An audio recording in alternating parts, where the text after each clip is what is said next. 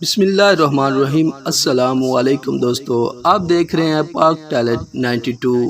حکومتی غنڈہ گردی ختم ہونے کا نام نہیں لے رہی، ایک کے بعد ایک گرفتاری سامنے آ رہی ہے۔